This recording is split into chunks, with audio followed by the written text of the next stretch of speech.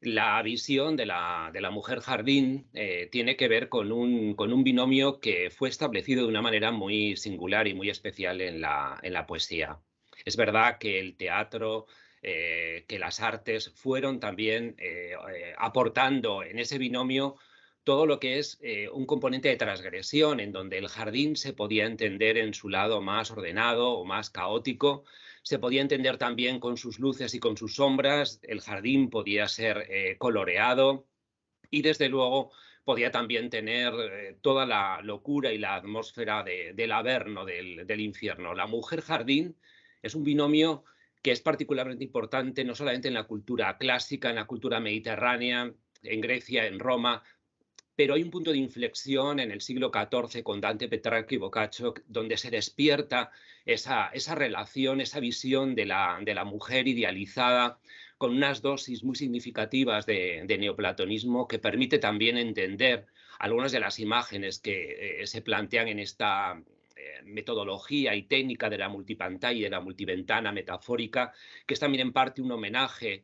por un lado a Leon Battista Alberti y a la ventana que estableció como metáfora para entender el teatro en su tratado de pintura del siglo XV, y al mismo tiempo a toda la locura del montaje poscubista que en Europa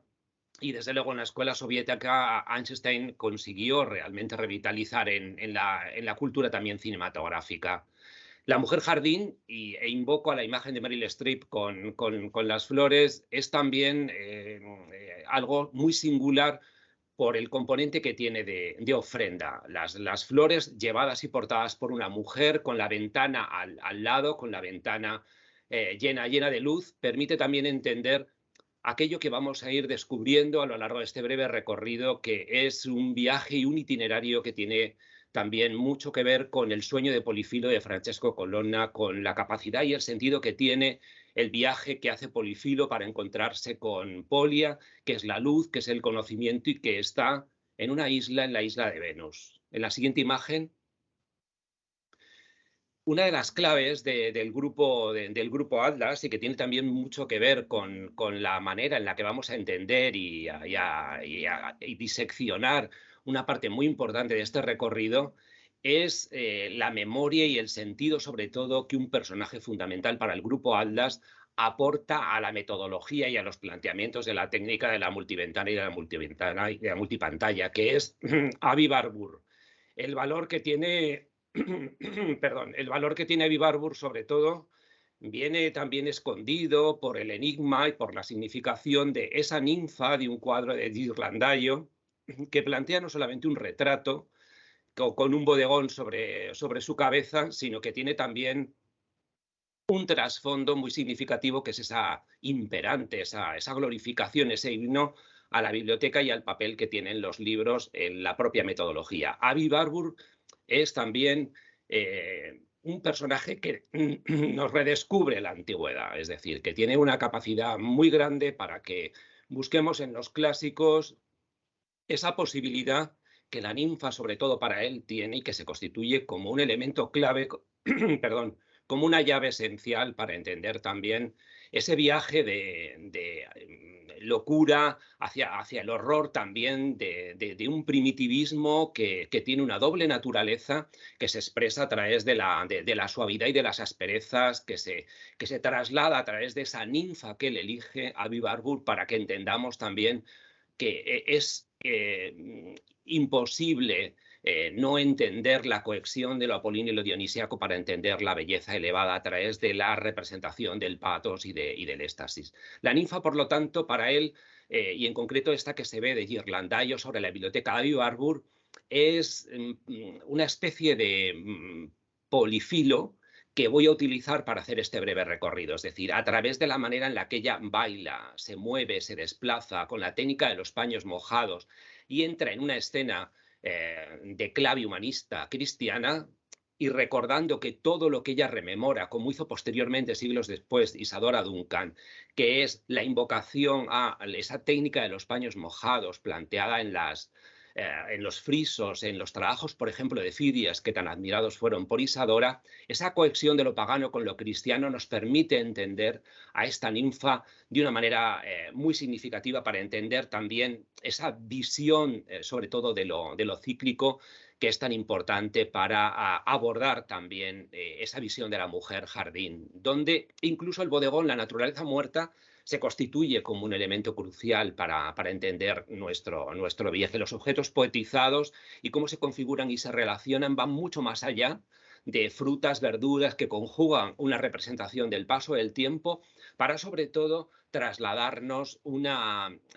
reflexión muy significativa acerca de lo que es también el objeto sublime para elevar aún más el ideal de belleza que estamos viendo del movimiento de las telas, donde no aparecen las tres gracias acompañando a Venus, sino que es una escena de entrada en un nacimiento sagrado y en un momento casi de epifanía, de adoración mágica, donde la ninfa se constituye en memoria fundamental para entender ese viaje que plantea Avi Barbour. Insisto, para Atlas, Avi Barbour es el gran metodólogo. En la siguiente, una de las experiencias más significativas de la mujer jardín no está solo en el jardín ordenado o en el bodegón o en la representación de una naturaleza muerta. Seguramente Bomarzo sea uno de esos escenarios, este jardín del siglo XVI, que podía ser perfectamente un jardín romántico, se constituye como un elemento crucial para entender a personajes que también investigaron incluso el otro lado del jardín de Bomarzo, como Isadora Duncan o como Mary Bigman, con dos realidades completamente diferentes. En esa diferencia de lo apolíneo y lo dionisíaco, donde confluyendo con lo uno con lo otro, encontraban ese tormento que está presente, por ejemplo, en la Ariadna del Jardín de Bomarzo, en donde Pirro Ligorio, uno de los discípulos más destacados que se vinculó a las artes escénicas también, representa a una de las primeras bailarinas de la historia, que es Ariadna, la artista, la intérprete más importante para Deda. Lo que construyó ese laberinto mágico donde ella representa la inteligencia y es capaz de sacar a Teseo, pero sobre todo idealizar y crear un ideal, además, para mujeres tan importantes y artistas tan fundamentales de la historia de las artes escénicas como Martha Graham. La dicotomía en el jardín de Bomarzo, que es un jardín del caos, un jardín saturniano, melancólico, oscuro, de decaimiento, donde Ariadna está dormida, pero Ceres está despierta, vigilando, representan también la vida activa y la vida contemplativa. Dos momentos que están interrelacionados. En una de las imágenes también seguimos con la técnica de la multiventana y de la multipantalla de derivación cubista y vemos una imagen de la directora del curso, de Liuba Cid, acompañando a ese sueño con mayúsculas, esa representación simbólica del sueño, que se constituye también, por supuesto, en una iconografía del abandono, donde la revelación sobre todo el mundo mágico de Ariadna es algo que toda intérprete, que toda directora de escena tiene que estudiar, conocer, vivir y recorrer. Por lo tanto, a partir de esa visión de musgo, árboles, bosques que plantea el mágico jardín de Bomarzo, altamente romántico, pero que tiene Ariadna con la dicotomía de Ceres un esplendor fundamental en lo que llamaba Mary Bigman il moti, ¿no? Retomando a Leonardo, ese motor interno, esos movimientos internos del alma que son los que crean incluso ese lenguaje de abstracciones tan significativo. En la siguiente imagen, el recorrido es de nuevo muy complejo. Hay muchas imágenes en las que mirar, pero esa derivación cubista, neocubista de la multiventana y la multipantalla tiene al menos dos protagonistas. Unas son las tres gracias. A lo largo de la historia han sido siempre cruciales incluso para entender la representación de Apolo de Balanchín, pero sobre todo se constituye en los cuadros de Botticelli o incluso en los relieves del Ninfeo, teatro maravilloso de Bomarzo, como un exponente fundamental para representar aquello que para los artistas también consideraban que era una manera de entender la llegada de la primavera y el binomio mujer-jardín en ese acontecimiento, por lo tanto, que también estaba vinculado con la expresión de ese Parnaso, donde las mujeres, las musas, esos personajes, pintados en este caso por Buontalenti, sirven para entender lo que Buontalenti hizo en los intermezzis, en ese momento de representación de las artes escénicas, donde la idea de arte total estaba muy viva bajo el mecenazgo de los Medici. En paralelo con toda esta armonía que representan en el Parnaso, en los ninfeos o en las fuentes de las tres gracias de la granja, o en las medallas, o incluso en los propios dibujos y pinturas de Cánova, el escultor favorito de Balanchín, que se ve en la parte superior central, frente a toda esta armonía, sprezzatura, relaciones de las partes con el todo,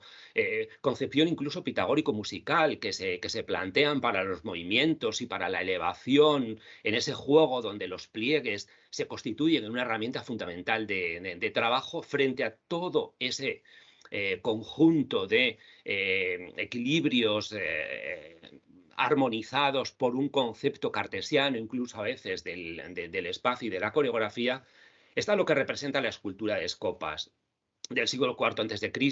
que es una de las expresiones más claras de lo que va a ser el éxtasis. Esa expresión agitada, de una terribilidad de Miguel Ángel que va a explotar en una tempestad, en una expresión realmente muy fuerte, y que artistas como Mary Bigman se van a apropiar de ella, artistas como María Pagés van a interpretarlo también para dar esa visión del éxtasis que no solo tiene que ver con lo que vemos en esculturas de Bernini, de Santa Teresa, sino que forma parte de los orígenes también de la danza, en ese doble viaje de cómo se representan los movimientos en al menos dos frentes completamente diferentes. Seguimos con Aviva Arbor. Lo interesante no solo es la separación, la ambivalencia, la diferenciación incluso antropológica de los mismos, como establecían algunos de los grandes pensadores como Jung, sino que hay también un encuentro fundamental, una cohesión, una síntesis para entender cómo esos mundos pueden realmente estar, sobre todo, sublimados cuando se encuentran y cuando se relacionan entre lo bello y lo siniestro. La siguiente imagen forma parte de aquello que las bailarinas y las coreógrafas nos transmiten, como Martha Graham, ¿no? Donde de la mano de Jung representan mitos como Medea, como todos aquellos personajes que sirven, en el caso de Ariadne, incluso para salir de su propio laberinto, que aprisiona incluso a través de una depresión. En ese sentido, la obra de Martha Graham, como la obra de muchas de las artistas que conocemos y admiramos, tiene mucho que ver con el lenguaje de la escultura y esa interrelación donde los jardines son tan abstractos o tan primitivos o tan primigenios, tan reconocibles o tan velados, que al final tienen todos ellos en común ese binomio mujer-jardín, ese binomio mujer-laberinto, tienen en común la verdad con mayúsculas, como un concepto, como el cuadro como los cuadros de Botticelli sobre conceptos de verdad, etcétera, etcétera. He puesto en relación con la obra de Martha Graham y su relación con esas esculturas que son como instrumentos musicales y que son un viaje también a las cuevas prehistóricas, primitivas y primigenias, a quizá un repertorio de personajes no tan conocidos como son las centauras, muy conocidos los centauros, no tan conocidas las centauras, que algunos de los grandes helenistas del pasado, como Filóstrato el Joven, el Viejo, sobre todo Filóstrato el Viejo, recuperó pormenorizadamente el mundo tan rico, tan primitivo, tan importante a la hora de polinizar, no solo teniendo hijos, sino aportando esa relación tan especial con la naturaleza, esa relación, en definitiva, tan mágica que permite en gran medida entender hasta qué punto la visión, por lo tanto, de la antigüedad, como señala Avi Warburg, está muy presente y sigue estando, por lo tanto, revelada en el contexto de los acontecimientos del siglo XXI. En la próxima imagen, la mujer jardín es, bueno, pues como plantea también Soledad Córdoba o como tantos artistas como Martha Graham vivifican en sus representaciones, es también un jardín que no es solamente como los jardines clásicos de la antigüedad o del Renacimiento o del Barroco, los que hemos leído en la poesía de Petrarca o en la enumeración de los distintos jardines de la maga Circe, por ejemplo, de la Odisea, etcétera, etcétera, sino que son espacios o son mujeres jardín en la medida en la que intervienen en un paisaje y de la mano a veces incluso del Lanar crea un concepto de jardín que es mucho más abierto, que es mucho más expansivo, para incluso fertilizar a través de los caminos de tela, de seda o de otras fragancias o de otro tipo de texturas, lugares que tienen que ver desde luego con la soledad y donde en gran medida hay una construcción que tiene que ver con el mito de Aracne, con la definición de la tela de araña, con la definición también de lo que es el concepto de prisión engañosa, en el sentido de que hay un refugio que parece que es algo cómodo y placentero y que al final, desde luego, la revelación es la manera en la que el camino nos lleva a salir de ese territorio, ¿no? La intervención incluso a la manera de Klein o a la manera de Pollock, de jugar con el suelo, como han hecho artistas tan significativos como Rocío Molina, donde se pintan los suelos a través de las cabelleras o a través de las batas de cola, tiene una importancia, sobre todo en el contexto de la huella, la significación que tiene la huella, que llevó a Klein incluso a definir a sus bailarinas ya no solo como un jardín, sino que sus bailarinas eran realmente el cielo, bañadas de ese color azul Klein. En la siguiente diapositiva hay una particular importancia, de la mano también de la directora del curso de Liuba Cid, para entender lo que significan los colores, el simbolismo de los colores que desde la escuela veneciana del Renacimiento, con la gran aportación de Leonardo da Vinci, o en los escritos de Goethe, o en los textos también de la espiritualidad del arte de Kandinsky, dentro del expresionismo alemán, pues podemos entender ese azul como una vivificación también para reforzar la soledad. En la película azul de Kieslowski, de la trilogía, con blanco y rojo, nos quedamos con la azul porque sirve también para entender la determinación de ese color a la hora de reforzar a través de la música la soledad, con una poética del agua y con un concepto del azul que recuerda también el pensamiento de Gaston Bachelard en cuanto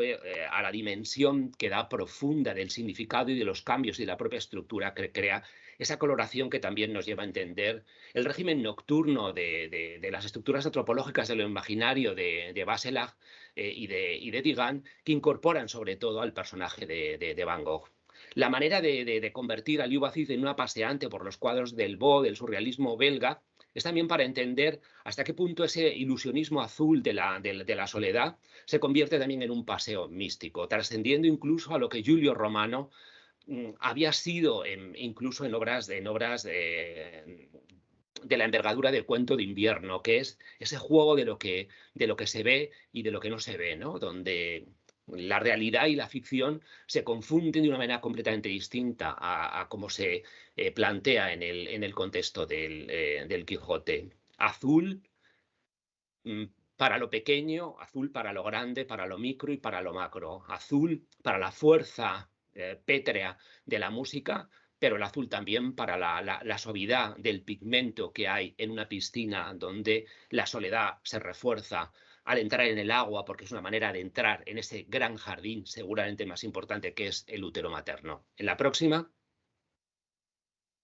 Uno de los planteamientos más significativos de la mujer jardín pues, ha estado en la literatura de mujeres, en la literatura en general, a través también de aquello que los románticos nos contaron de una manera muy especial y singular, incluso no solamente los poetas, sino tantos pintores como Caspar Friedrich, que en El caminante por el mar de nubes, mujeres, hombres, mujeres que comulgan con la naturaleza sirven para que en la obra y en la película, en el texto y en la pantalla,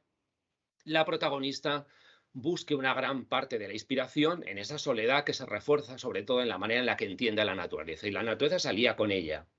Es decir, si está en una tempestad, la naturaleza va a plantear una tormenta para que haya una identificación, un espíritu de unión, una conciliación, una hibridación con la naturaleza, con la que dialoga la protagonista, hasta el punto que esa mujer jardín que está en el famoso templo de Apolo, cuando se están diciendo quizá las frases o se establecen los diálogos más representativos y más significativos en esa tormenta donde está la afirmación y la negación de un amor eterno con su compañero. El templo de Apolo, el jardín paisajista inglés, que es el escenario, da la réplica a estos escenarios amplios donde está la soledad, que le sirve sobre todo a la protagonista para hacer un viaje interior y para asimilar ella, que es quien más lo necesita, la importancia que tiene para ella y la determinación de esa historia de amor. Entonces, el templo de Apolo, racional, cartesiano, de ese jardín del siglo XVIII que representa los ideales de libertad y de igualdad de la Revolución Francesa, pero trasladados a un jardín, donde hay un homenaje claro al concepto del Olimpo y a lo que significa el mundo clásico también para representarlo en el jardín, que es un espacio pintoresco en el sentido de que imita también las pinturas clásicas de la tradición italiana y francesa. Todo eso, al final, lo que sirve es para dar la réplica a esta visión de esta fotografía y de esta imagen tan inmensa, que no sería posible si la protagonista no leyera, porque leyendo se entiende muy bien el abismo. Siguiente.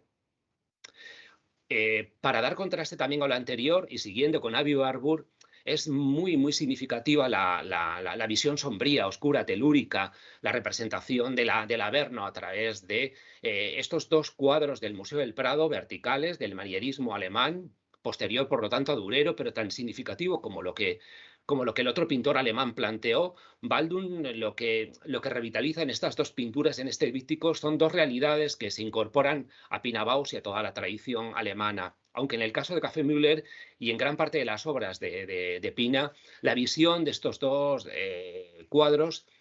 tiene una gran importancia. Seguimos con la numerología, con el número 3. Desde luego están en un lado las tres gracias, desde la visión alemana, obviamente, y en un contexto manierista, en el que, como ocurre con el Greco, la distorsión de las figuras se interpreta como una expresión de belleza, desde una clave en muchos casos anamórfica.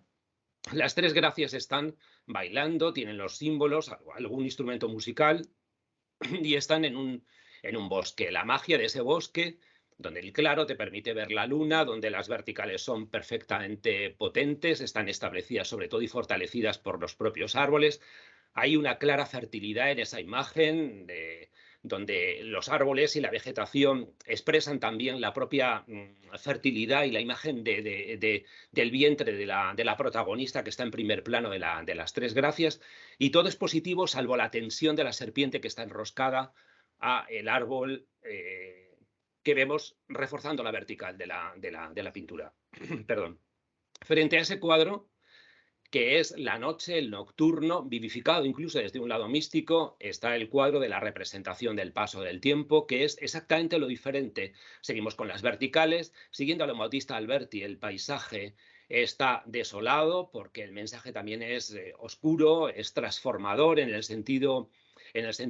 sombrío. Y los personajes, los tres personajes verticales, van representando lo efímero de la vida, ¿no? En parte un canto al Carpe Diem, donde incluso el reloj o la lanza fragmentada, pero sobre todo el suelo y el incendio que hay al fondo, representan esa visión del árbol completamente desnudo, sin vegetación, aunque a un lado esperanzador con la imagen de Cristo sobre un círculo en la parte superior derecha. Esta imagen de los cuerpos desnudos con telas que lo que hacen es desnudar el alma, como hace Baldung, que es lo que hace Pina Bausch, desnudar con lo que lleva, con sus camisones. Esa es en parte la imagen de la alegoría que representa este jardín tan diferente, este jardín saturniano, este jardín del reino de la melancolía, donde Pina Bausch se enfrenta a sus miedos, a esos traumas, se refugia incluso en las sillas o en las mesas, entendiendo y recordando y rememorando, de la mano, por supuesto, también de Jung, todo lo que fueron los acontecimientos terribles que vivió en la cafetería de sus padres. Y los objetos, por lo tanto, tienen una trascendencia fundamental. Las sombras, las puertas, las ventanas, todo eso construye esa imagen de reflexión sobre lo que es la representación del paso del tiempo. Aquello que se ve hacia afuera, pero también la fertilidad que se ve hacia adentro. En la próxima podemos ver la alegoría de la ventana. la ventana metafórica, esa ventana que es en realidad, pues como cuando estamos viendo el teatro, ¿no? Esa construcción de la ventana donde los actores están fuera de esa ventana y ellos nos ven como si nosotros estuviéramos fuera de esa ventana. Ese juego, ¿no? Que desde Virginia Hopper, con imágenes de Orlando, con la terrible imagen también de Ofelia, que nos permiten llevarnos a ese juego de Orlando, de entrar en el laberinto y salir completamente transformado. Esa imagen y esa pintura de una mujer desnuda para representar lo ensimismada que están las mujeres y cómo se tienen que fortalecer en esos jardines que tienen que construir, aunque sea en su aposento, en su habitación, esa ventana que no se ve a la que está mirando, donde podía ser realismo, pero es más bien nueva objetividad, pero es un realismo realmente muy poético, donde la habitación se convierte en un jardín, una habitación propia es un jardín, desde el que las ventanas, tanto la que se ve como la que no, construyen realmente la fortaleza, ese castillo, esa torre como la de Santa Bárbara, bañada de colores irreales, crepusculares, que son los que hacen realmente de esa mujer, de esa singular mujer aislada, una soledad especial, específica, que naturalmente convierte en un torreón, en una gran almena, a esa mujer que tiene que salir de ese aposento, de ese cuarto, lo suficientemente fuerte como para defender a los suyos y que no noten su soledad y su tristeza y esa marcada melancolía. En la siguiente, uno de los, uno de los acontecimientos más significativos de la historia de la mujer jardín es naturalmente Ofelia, ¿no? Que va acompañada, por supuesto, de otras referencias también muy significativas, de muertes simbólicas, de muertes reales, que sobre todo en ella es especialmente llamativo porque el barrizal en el que va a suicidarse Ofelia va a ser y tiene un segundo acto que es la resurrección y el renacimiento de aquel lugar para convertirse en un jardín. Por lo tanto, muchos de los personajes que hemos visto y de los que vamos a ver son y tienen esa particularidad que es la de convertirse, por lo tanto, en jardines a partir de una muerte que también representa un ideal de libertad que fue reinterpretado de nuevo, revisitado por gran parte de las feministas que acudieron a ella como a Dafne para reivindicar los ideales de libertad para las mujeres tan necesarios siempre, incluso hoy en día. En la próxima, uno de los momentos más significativos de la historia también más reciente es la manera en la que se trabajan los cuatro elementos y cómo se relacionan parcial o totalmente. Por supuesto, Pina Bausch, por supuesto, muchos de los artistas que hemos señalado, pero también algunos como Jiri Kilian vuelven a la dinámica de los cuatro elementos para recordarnos a través de las esculturas de Giacometti, al que admira profundamente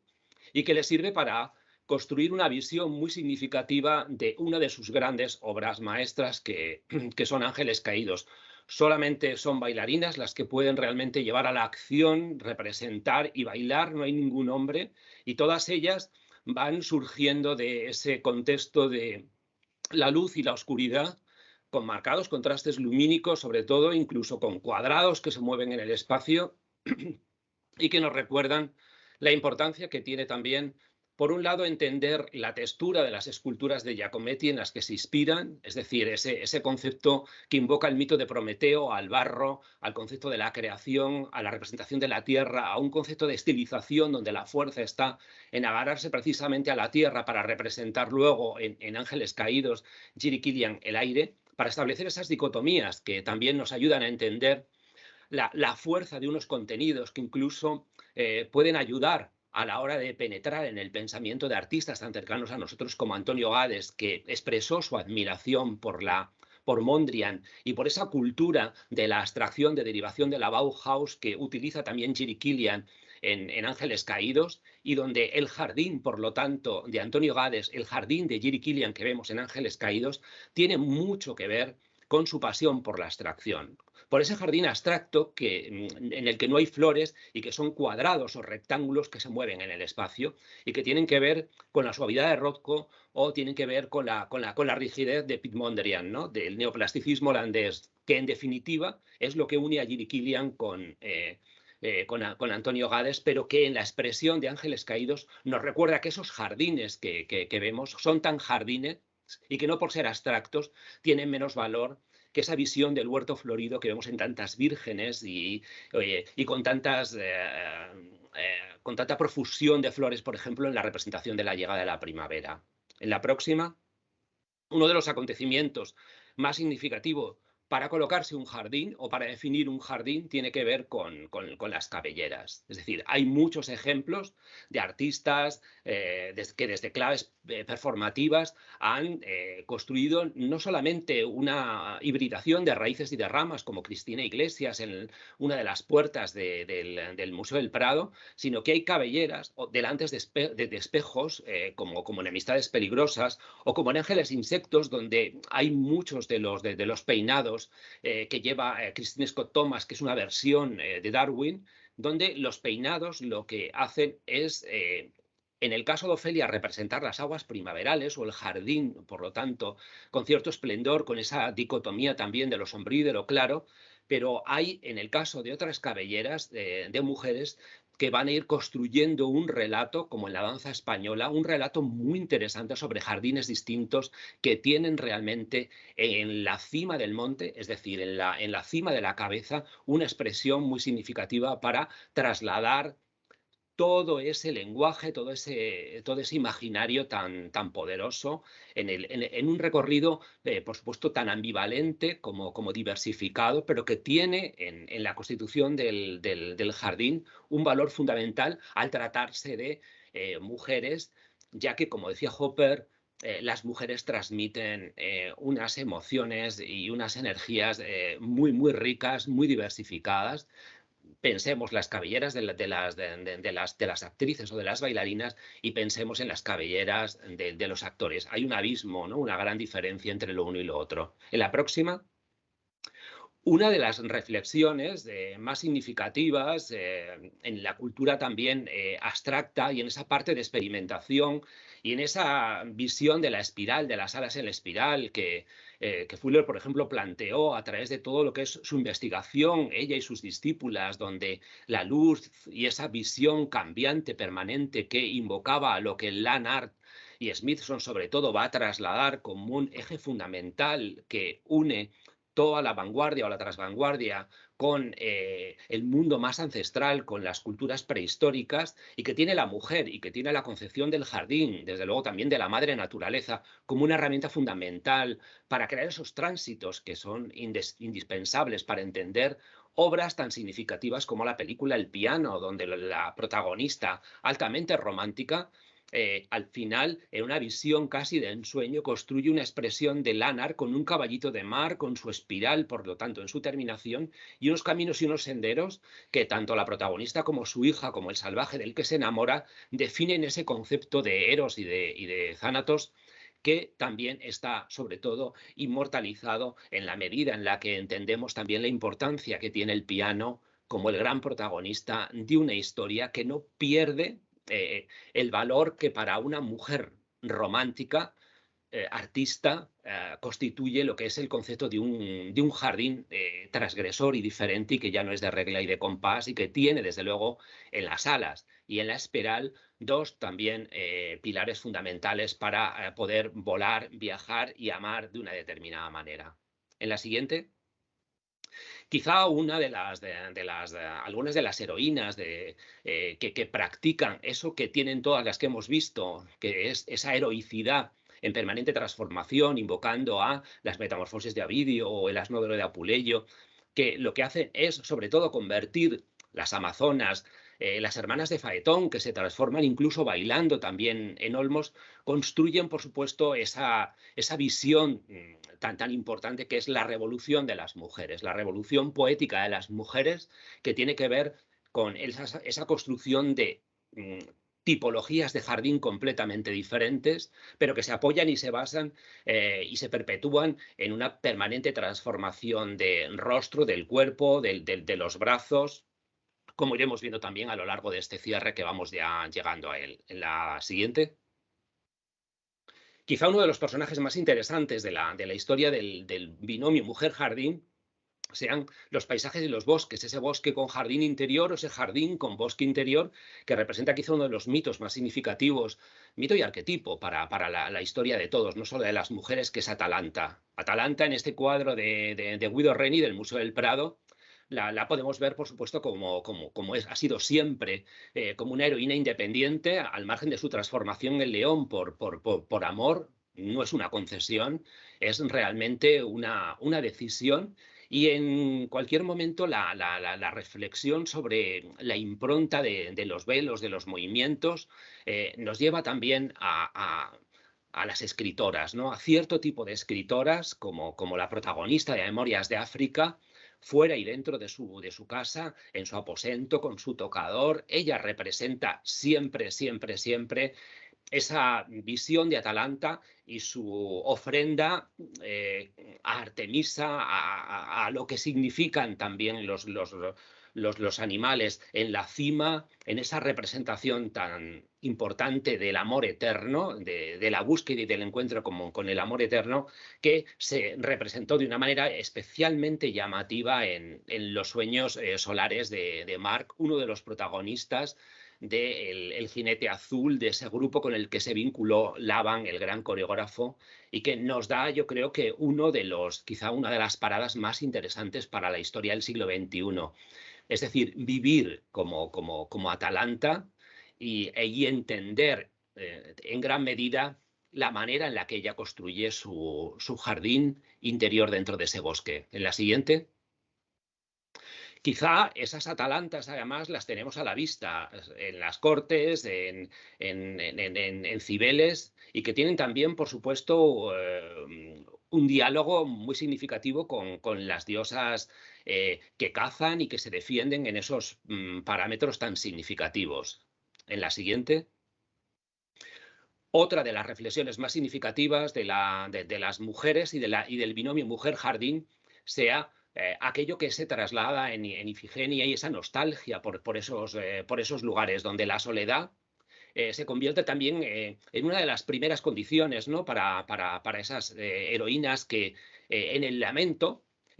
nos llevan también a entender la representación de una de las grandes musas, que es la melancolía. Dentro de esos límites del olvido, recordar una de las grandes interpretaciones en esa película de Vidas Rebeldes, donde la soledad y la desesperación también por la muerte de unos animales lleva a una actriz cómica muy, muy buena a hacer una de las representaciones más mágicas de la historia del cine, donde la soledad se representa dentro de la soledad y se constituye precisamente en memoria. En la próxima,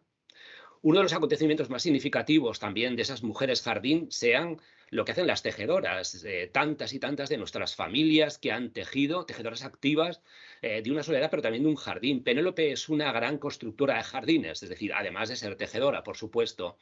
Y esa visión de la mirada lleva un componente muy importante, como hemos dicho antes, de reflexión, donde lo que se evoca e invoca es a esas habitaciones, esos aposentos que tienen unos umbrales que son fronteras donde cuando se salen de ellos no se pueden comportar las mujeres de una determinada manera al arrinconar sus problemas para defender e impulsarlos de los demás. El arte de telar, por lo tanto, de tejer, destejer, deshacer,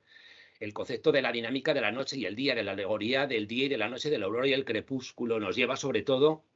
a esa olímpica morada, a esa habitación propia, que evidentemente con Penélope se entiende mucho mejor. Siguiente. Solas, como decía Orlando, ya transformado en mujer en el texto de Virginia, solas, como lejos del cielo. Es decir, la importancia que tiene el construir su fortaleza en ese espacio tan significativo de las casas y de las moradas. En la siguiente. Por supuesto, dentro de esa dinámica, no olvidarnos de la importancia que tiene el campo, de la significación que tiene polinizar, de invocar a Deméter y a Ceres, y revitalizar también y reflexionar sobre el papel de las campesinas y de las cariátides para buscar esos jardines también dentro de esos lugares en los que también Pina Bausch ha hecho algunas incursiones muy significativas. Nunca olvidarse del mundo rural y nunca olvidarse de las campesinas y de esa representación tan importante que es la vida en el campo y esos jardines tan pragmáticos, por otro lado. La próxima. Y para terminar, a modo de epílogo, dos diapositivas. Safo de Lesbos y ese ideal también tan significativo que está en la película de las horas. Esa visión, por supuesto, tan significativa de la soledad como un elemento también crucial para entender la búsqueda de nuevas certezas. En la próxima, las Ofelias, que en definitiva